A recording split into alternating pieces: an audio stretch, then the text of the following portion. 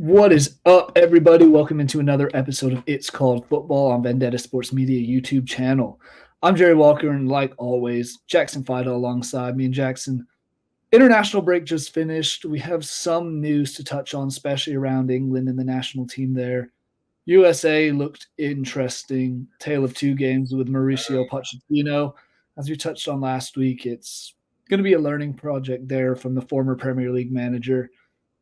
We're going to touch a little bit on the new hire for England, preview a couple matches this upcoming week, and then give our predictions for all the other ones. So, Jackson, before we do that, how you doing on this Friday, October 18th?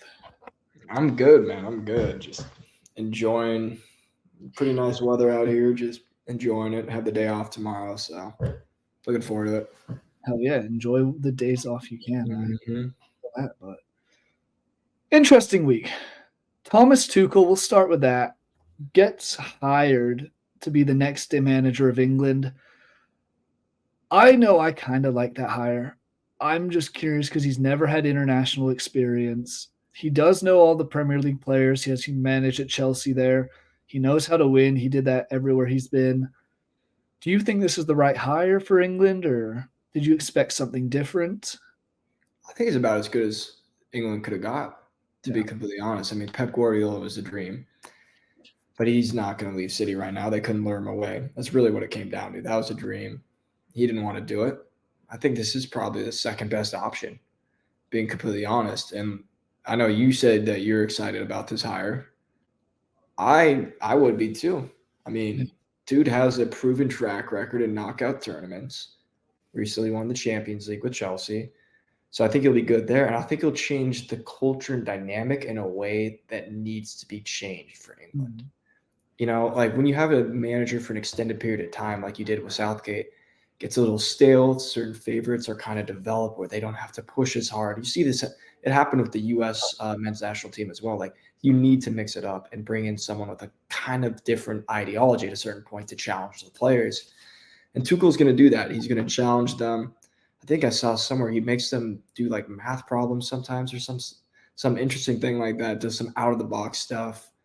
So I think it's a good hire. I really do. And I think it's about as good of a hire as you could have gotten with who's available at the moment and who's interested in being an international manager. And that was the big thing for me is there's quite a few guys who are open. I mean, Zidane hasn't worked for a while, Jurgen Klopp, Thomas Tuchel. But who wants to actually manage an international team, let alone the English national team, which is, honestly, I think, the hardest and worst job to have in all of football. Yeah, the expectations are crazy. Yeah. And from the second you get hired to the second you either quit, get fired, or whatever else happens, you're under complete scrutiny from not only the fans, the media, just everybody is looking at you like, you're not good enough for this, yada, yada, yada, you're messing up. And ultimately, that's kind of what happened with Southgate is he wasn't, to an extent, the right guy. He was the right guy to change the entire picture and the expectations because he went from let's make the round of 16, let's make the quarterfinals to we should be making the finals and actually winning something. But never to be 2 Euro finals, World Cup semifinal. Great times under Southgate, but just could not get over that. And I think that goes to what you're saying is there were times where he played the wrong players, played guys who he liked playing, and not necessarily the ones who needed to be played at that time. And didn't call up certain players who probably should have been called up, like Marcus Rashford, excuse me. Which is crazy considering Rashford was one of his boys for a long time. Weird times. It'll be interesting to see what happens in the next couple years because, as you know, World Cup is just around the corner, so we will be there soon, and it's going to be a fun one. Going to be an interesting one. The whole thing is going to be chaotic. Maybe it comes home, and that's one of the things I did like. It won't, but it's going to go to Spain again. They'll get 2 stars. Yeah. His introductory message to the fans. He's like, hey, I know this is a tough job. I know people might be critical of me. I have 1 goal, and we have the World Cup coming up. I want to get a 2nd star on that shirt. That's the right approach. Yep. That's the right approach. And also, he's only going to be in this for 2 years. He's got nothing to lose. No. Realistically, he's not in this for the long term. He's got 2 years. If he fails, He's here through the World Cup. If the World Cup works out, hell yeah, keep him around. If not, it's just a year and a half wasted. Whatever. Any other thoughts on that hiring, or before we hop into some Premier League action for this upcoming weekend, or any other international stuff that you want to touch on briefly? I think it's what England needs. I really do. And I think he needed a manager who wasn't English, to be completely honest. I remember when going through the hiring process, I was thinking to myself, they need to go and get someone who's not English. There's something to be said for having a manager who's from that country, but sometimes you really need to mix it up. And England, I think, needs to mix it up just a little bit more. They have the talent. I mean, arguably the most talented team in the world. You know, I mean, France, obviously, and then Spain. But, I mean, England's talent level is unbelievable. And I think they just need someone who's not English to really push them, you know? And this is a tricky situation because I think there's a stat where it's like most successful international managers manage the national team where they're actually from. Sure, but there's also something to be said about getting a new perspective and really mixing things up when it's not working. And don't get me wrong, England's been good. They've reached 2 international finals. But to get over that hump, I think you need to have someone like, even if it doesn't come home in 2026, it could set you on the right path. Because England hasn't reached a World Cup final in I don't know how many years. It's been really good in the Euros, but yeah. It's been a long time since actual 66 was the last time that England made the World Cup final, and we won it that year. Exactly. So that's like coming up on 60 years. Yeah. By the next World Cup, it'll be 60 years since England won a World Cup or anything.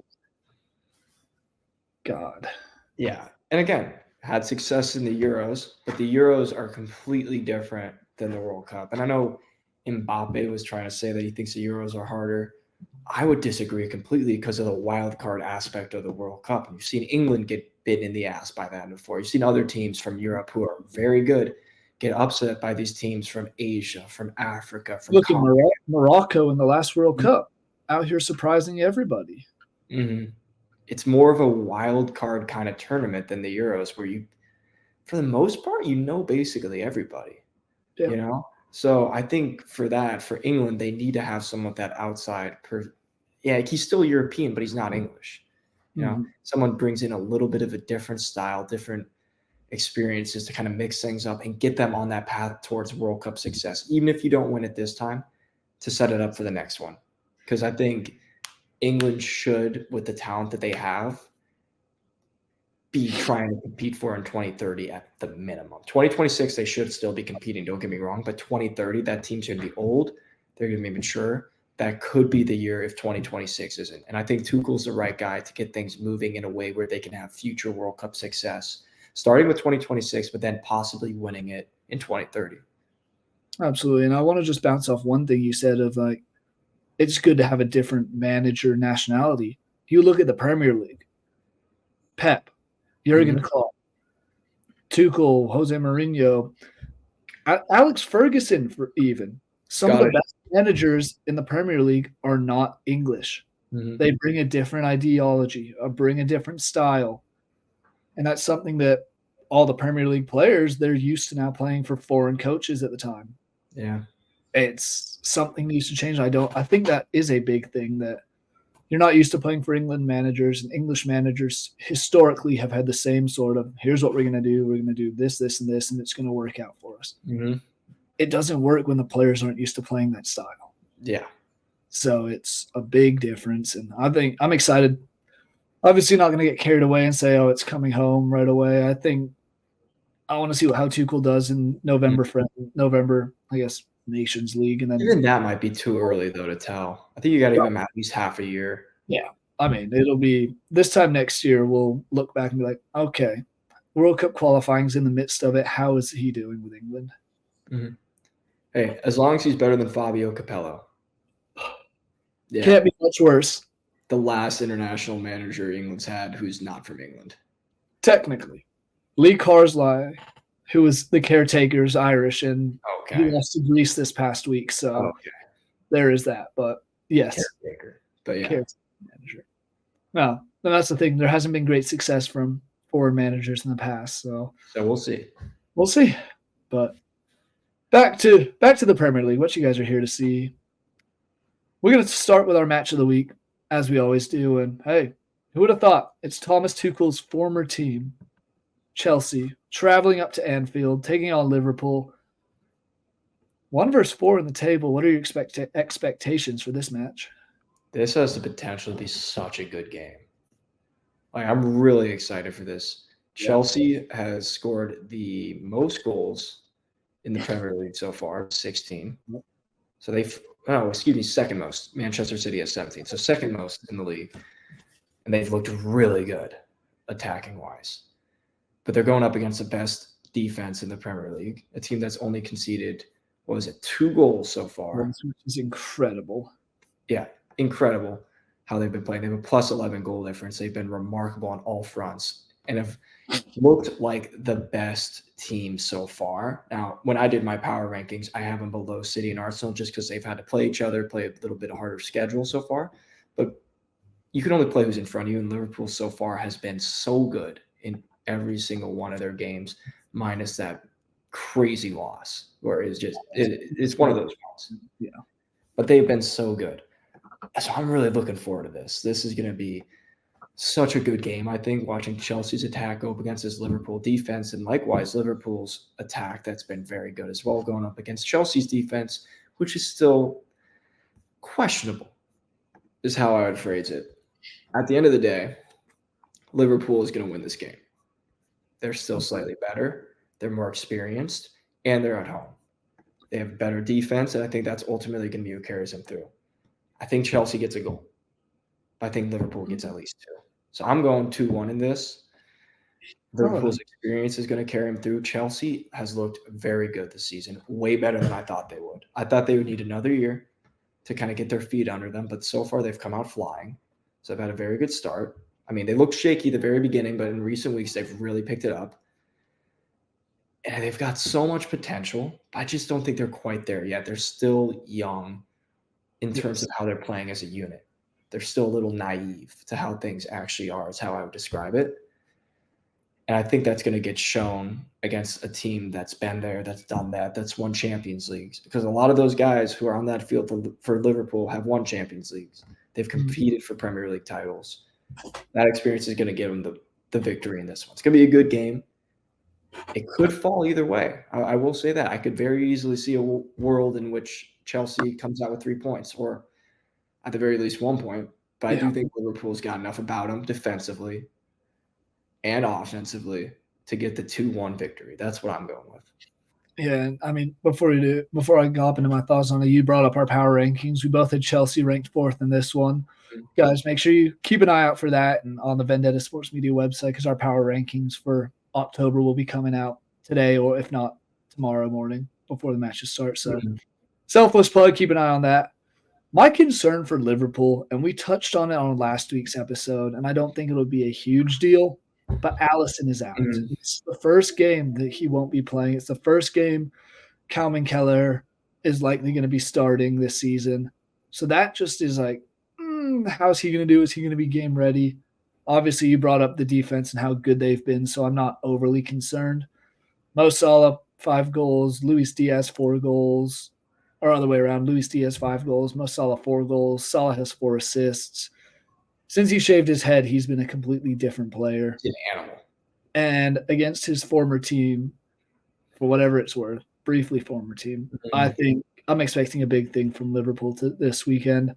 I honestly have them winning 2-0. I think the defense pulls to shut out. I think Chelsea looks outclassed because, if I'm not wrong, they played Man City and they lost 2-0 there, and that's the only team in the top half of the table they've actually played this season.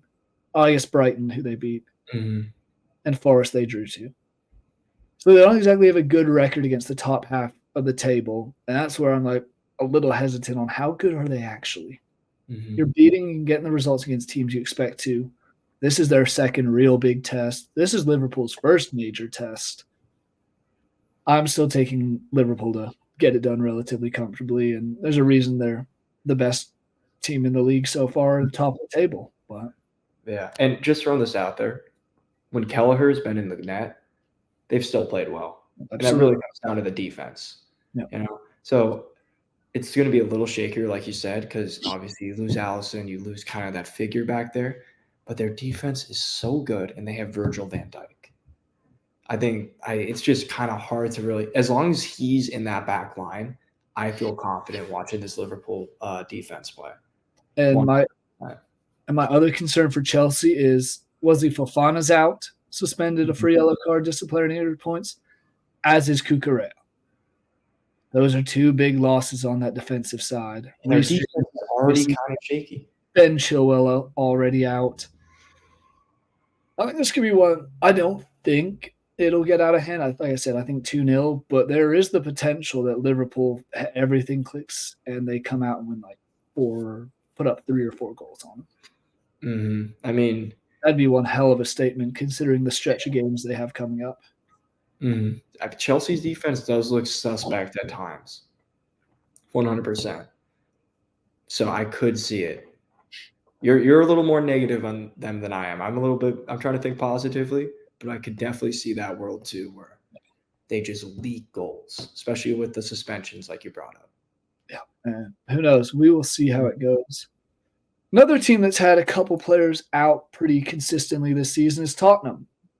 But Heung-min Son is meant to be back this weekend from everything I've read.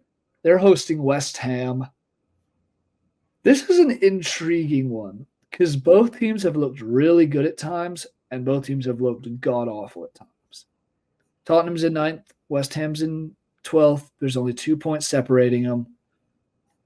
What way are you leaning in this one, and do you think the return of Son is going to have a big impact in it? Well, yeah, I think it definitely will. I mean, he's one of the best players in the league.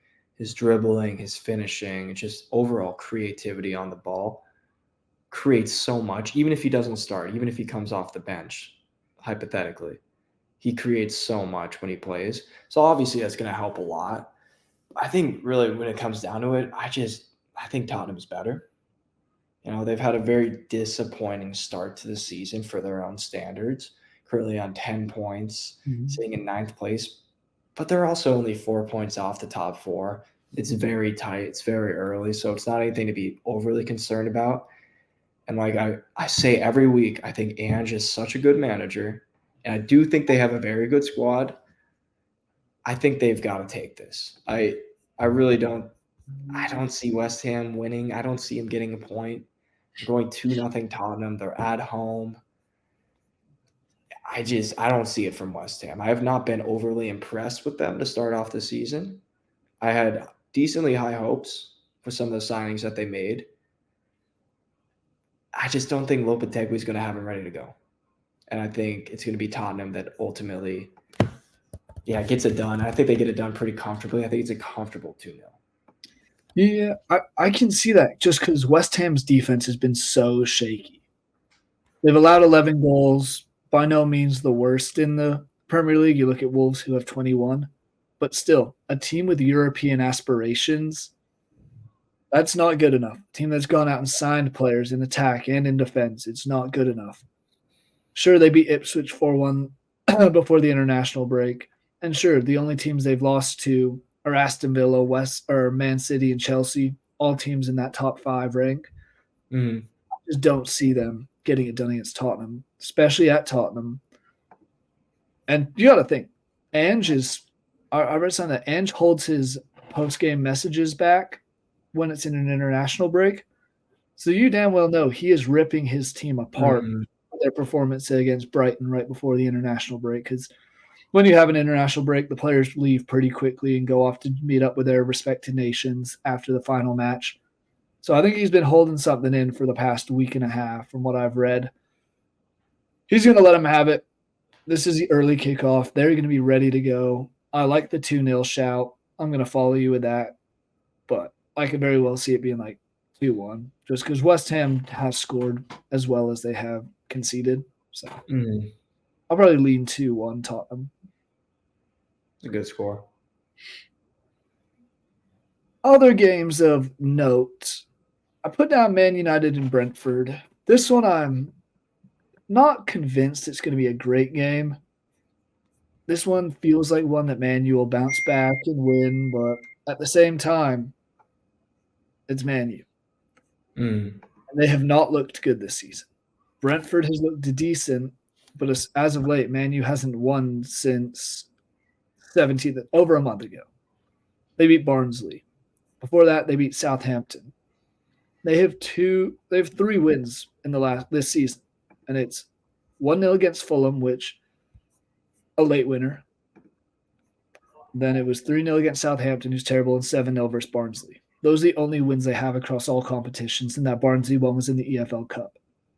Do you think Man U gets a 4th win this week, or are you expecting something different? I don't know. I'm going to be completely honest. I don't know what I think is going to happen. I'll tell you what, Ten Hag is teetering on the brink of having a job. And I know a lot of Man U fans are excited because they thought they could get Tuchel. Obviously, that can't happen now. And now it's just Ten Hag needs to perform. He needs to perform if he wants to keep his job. This is a game that on paper they should win, right? Like on paper they should win. When you look at who Manchester United is, the fact that they're at home, they should win. And I'm looking at win probabilities. I'm seeing like 57% Manchester United with Brentford's 21%. And then obviously like a 22% draw. That hasn't stopped any other team from beating Manchester United or getting results against them. Yeah, Tottenham 3-0 win at Old Trafford. Yeah. I mean, man, they just look so lackadaisical. They look like they don't care that they're playing for Manchester United. And if I was a Manchester United fan, I would just be absolutely outraged at what's going on right now. I don't know what I think is going to happen in this game. Because of that, I'm going to give it a 1-1. I'm going to be completely honest. I'm going to give it a 1-1. Brentford's attacks have been pretty decent. Yeah. Scored 13 goals in 7 games. They've also leaked 13 goals in. Yeah. But their attack's been good. So I think they get one, They have options. Visa, before he got hurt, was playing very well. Brandon Buemo, very good player, has been playing well. They've gotten multiple goals from different people across their attack. The biggest question for them entering the season is how they're going to do without Ivan Toney. So far, so good with their attack. But they're playing at Manchester United. Been leaking in goals. I think they get one. I think Man U goes up, and I think they concede late to Brentford equalizer. I think it finishes 1-1. I don't feel confident either side getting all 3 points. I think 1-1's pretty appropriate looking at this. I do like that shout. Ultimately, I'm probably going to pick Brentford to win this solely because it just seems like the Man U side has been so bad recently. And it's just, I don't know where this goal is going to come from for them. They have 5 goals this season from 5 different goal scorers. Garnacho is possibly out for this one. He's one of them. Kobe Mainoo's likely out. Harry Maguire likely out. Luke Shaw, I know he hasn't played a significant role, but he's probably missing out unknown. He's questionable day to day. I don't trust that back 4 against this attack of Brentford. And I think there's a slim chance that Visa's back because he is listed as day to day at the moment. So if he's back, definitely be Brentford. Even if he's off the bench. Yeah, even if he's off the bench, a super sub there would be massive. I don't trust Højlund.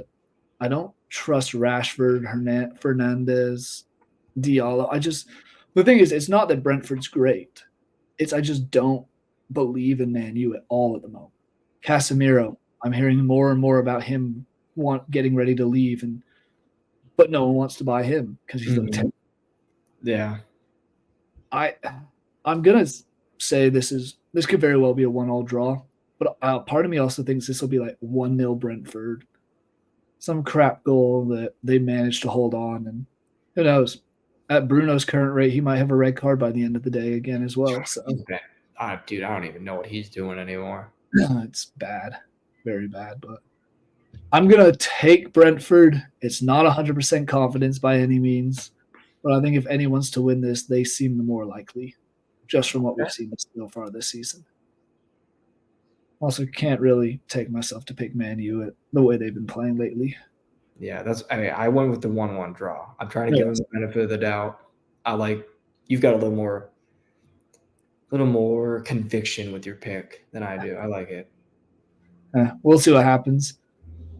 We are going to touch on 2 relegation battles But while we're talking about we've talked a bit about teams in the upper half, and I'm going to continue that. Newcastle and Brighton. This is a very, very intriguing match because Brighton 6, Newcastle 7. They're tied on points. There's 2 goals separating them in the terms of goal difference. At Newcastle gives me a little bit of hope for them. Mm-hmm. What are you thinking in this one? Because, Danny Welbeck's been playing well. Jorginho Ruter's been playing well for Brighton. Then you look at Isak's been decent. Harvey Barnes has been decent. This is going to be a very, very fun one, I think. Mm-hmm. It really is. First of all, again, props to Brighton. No idea how they're going to be at the beginning of the year. They've looked very good throughout a lot of these games, to the point that we're talking about them right now as saying this is going to be a fun one with Newcastle, who heading into the season we expect to be very good. So props to Brighton for that. But then looking at this, man, this is another one that I'm finding tough to pick, to be completely honest, because even though I think Newcastle's looked pretty good, for the most part, they've looked pretty solid. They also have those times where you're like, what are we doing? The 0-0 with Everton, that bad performance right there. The 1-1 with Manchester City, phenomenal performance, phenomenal result. 3-1 loss to Fulham. What are we doing? 2-1 victory over Tottenham, phenomenal result. So you're seeing kind of this trend with Newcastle right now where they've played really well against these good teams, but then have not performed against these decent, not great teams. And then obviously the Everton one. Everton's just horrible, and that was just bad to not get all 3 points from that. Anyone who plays Everton should get all 3 points at this point, 100%. So Newcastle's been kind of just off and on with this. They're at home. That's going to help them out. I do think they have the better team than Brighton. At the end of the day, I think they've got better players. I'm going to give them the nod. I literally haven't been able to pick until this very moment right now. I'm going to go 1-0. Okay. Newcastle. It's probably a stupid pick. It's probably like 4-3 or some crazy thing like that. But for whatever reason, my gut's telling me 1-0 is the way to go.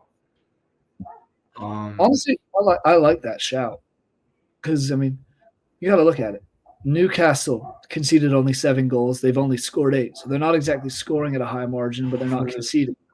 Brighton scored 13, conceding 10. So it's not exactly like that's out of the realm of possibilities. They're still allowing stuff here and there.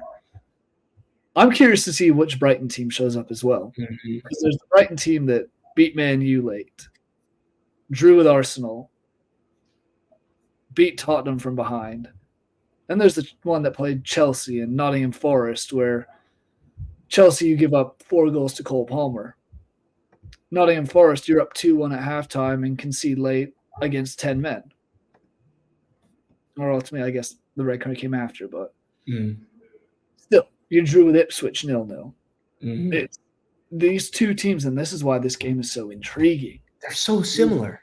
So similar. They're identical teams. They're really, really good one day and really, really mid and bad the next day. And it's which one's going to show up. I'm with you. I think the home field advantage in this one is going to be the difference maker. I'm taking it 2-1 Newcastle because I do think both teams score. But I am very, very, very much expecting this to be feisty, and I think a draw is very possible as well. Oh, yeah, 100%. So I could also see a world where it finishes like 4-3. Oh, yeah, absolutely. There could be something where both defenses just decide we're not going to play today, and it's an offensive galore, which if that's the case, sign me up for that. Oh, it'll be fun to watch. Yeah. Unlike these two, which we can be rather brief with these two ones. Ipswich is hosting Everton, Southampton hosting Leicester. We'll start with Ipswich and Everton. 17th for Ipswich, 16th for Everton at the current standing in the table. Are you expecting anything from this one? Because these two matches are just disgusting. Relegation battles, which are going to be big at the end of the season, but what do you expect from this? Everton or Ipswich? I'm expecting it to be gross. Yeah. I'll tell that. I'm just going to throw that out there right now. I'm expecting this game to be diabolically gross. Ipswich has scored 6 goals in 7 games. Everton scored 7. So Everton scoring a goal a game based on that.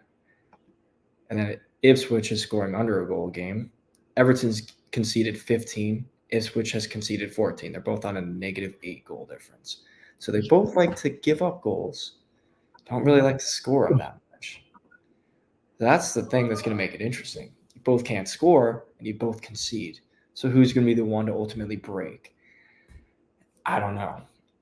I do think there's going to be a winner, and I'm going to give it to Ipswich, mainly because Everton is so bad. Yep.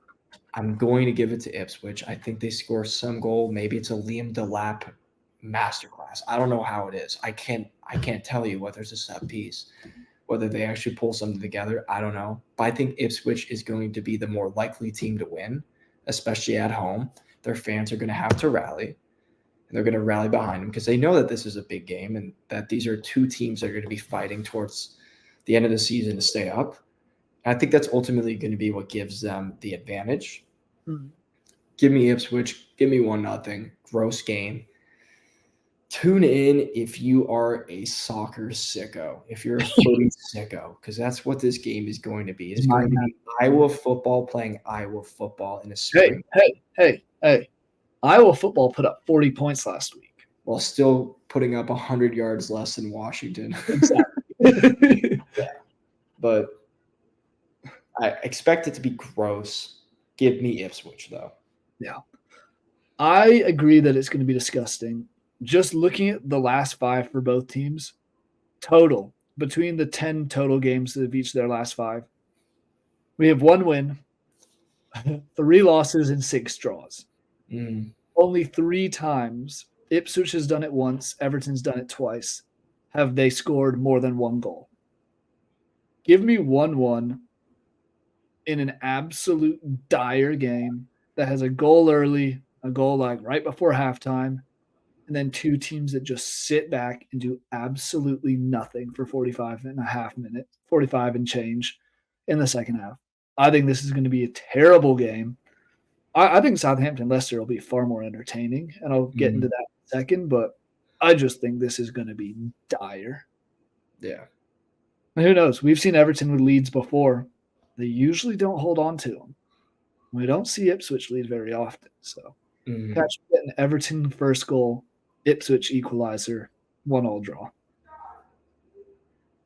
On to that other one, the other thrilling game, Southampton-Leicester. Southampton have been abysmal.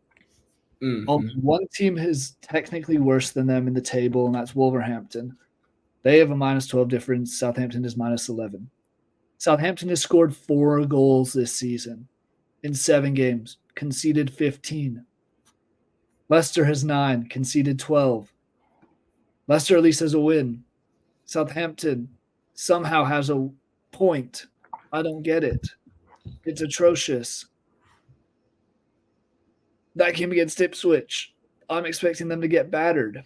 I actually think this could be like 3-1 Leicester, which is saying something because Leicester's just not been great. But it seems like Southampton's conceding goals left, right, and center. What are your thoughts on this one? The 3-1 scoreline was in my head too. Okay. To be completely honest, I think Leicester's far better. Oh, yeah. They've actually shown life. Wait, what are you saying? I think as far as like these 6 teams in the relegation battle, I think Leicester's the best of all of them. And I would say that in our power rankings. They just seem to be clicking a little bit more. And Southampton is so bad. Yeah, they're a gross team. That's all you can really say. Leicester's actually shown life. They've got Vardy. When there's Vardy, there's a party. You know, even if he's not playing, he's still there. And he's still getting them going. Like he has this kind of crazy impact. So I gotta take Leicester, and I like the 3-1 scoreline. I think Southampton finds a way to get one. Well, Leicester just looks far better, and this is a game that they're looking at like this is our chance to get 3 vital points and just move ourselves away from those complete bottom feeders and try to get ourselves more mid-table. And I think they'll do it 3-1. This is very much one that Leicester can kind of make a little bit of a gap and start to pull away. I know it's early season, but they win this, they're up to 9 points. As of now, 9 points has you in 12th place. Big difference from there. And the 3-1 scorecard, looking at Southampton's matches this year, they have 6 losses. Mm-hmm. 3 of them have been 3-1. One of them was 3-0. And I think we both had the scorecard before we even looked at that. So I didn't even know that until you said it right now. I didn't know until I started doing my little bit of looking right here. But hey, 3-1 Leicester, lock it in for me. Yeah, this should be much more entertaining than Ipswich and Everton. I'm expecting a red card in this one. I think it'll be a little feisty. Don't know why, but I just have that feeling. Any other matches you really want to touch on detail? I mean, we've gone through 6 of them already, 6 of the 10 matches this week. Most of them. So let's just hop into some predictions and for the other ones. Starting on Saturday, 10 a.m. Eastern Time, Fulham and Aston Villa at Craven Cottage. Who do you got here? Fulham could sneak a result here. I really think that. I'm actually feeling it, so I'm going to go with it. I feel like Fulham's got something in them. Give me 2-1. It's an upset call because on paper, Aston Villa should win this game. Something about this one. I'm feeling Fulham in this. They've looked better than I thought they would look so far. They're currently in 8th place. Look pretty impressive. And I'll also say Fulham at home this season, undefeated. Yeah. 2 wins, 1 draw. They beat Newcastle 3-1, beat Leicester 2-1, drew with West Ham. So not bad results. With that being said, though, I am going to take Aston Villa. I think they win 2-0. I just think that they've looked better this season. There's a reason they're 5th in the table. I'm taking them. As much as it hurts against my local hometown team originally, but I just don't see Fulham getting it done this time. Okay. Next one on Saturday, your boys, Arsenal, traveling to Bournemouth. I know Arsenal's a little beat up at the moment. Do you think you put the injuries aside and get something done? Yeah. I'm not really feeling too concerned about this, to be completely honest. I feel really confident with how Arsenal's playing right now. I really do. I think we've got a decent amount of depth, and we've shown that depth in games where we need to, where I've had question marks. Who's going to step up when Declan Rice is out? Who's going to step out when Odegaard's out? So far, every question's been answered, So that gives me confidence no matter what happens. So I'm going Arsenal. I'm going to go 2-0. I feel pretty good about it. And just because of that, Bournemouth will find a way to win. But I will go Arsenal 2-0. I'm with you. I think Arsenal gets it done rather easily. I have 3-0. I just think that it'll be 2-0 until late, and then Bournemouth will get caught on the counter. And whether it's Sterling or someone with some pace, Trossard, or if Saka or whoever else is healthy by then, I know we have 2 days or a day till, so something can change. But I think it'll be a late 3rd goal, and I just think Arsenal dominates. They are such a good team, far better than Bournemouth right now. And every time, like you said, every time there's been a hiccup, like someone's out, guy who steps up. Eerily similar to what Man City usually does. So we'll see about that. Man City is the next game we'll give our prediction for. Going to Wolves. I don't exactly expect, in my opinion, the best team in the Premier League to lose to the worst team in the Premier League. Give me, I'm honestly thinking 4 or 5-0. I think Haaland gets a hat trick. Wolves' defense has given up 21 goals. Second worst is Everton and Southampton, and they've given up 15. Give me Man City.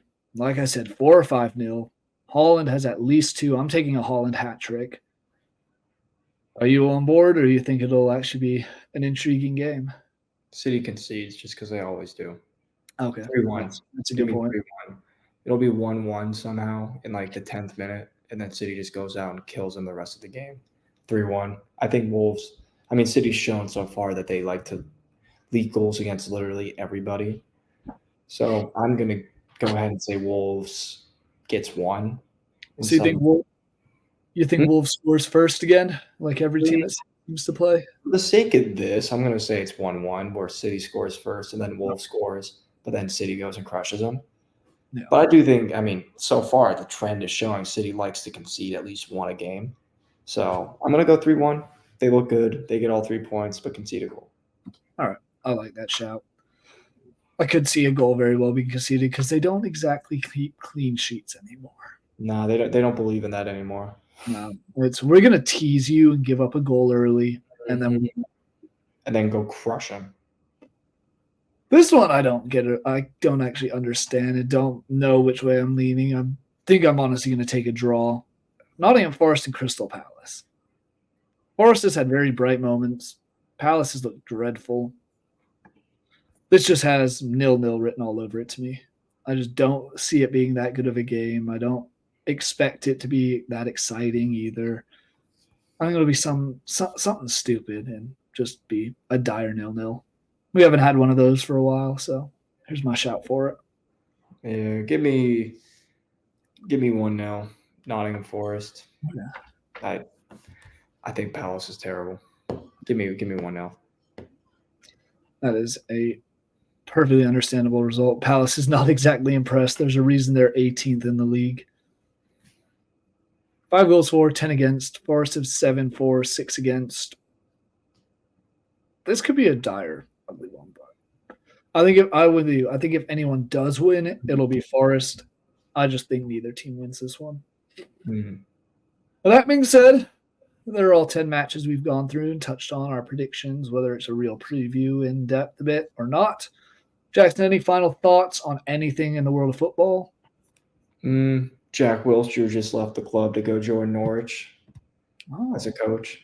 So, R.I.P. Wilshere.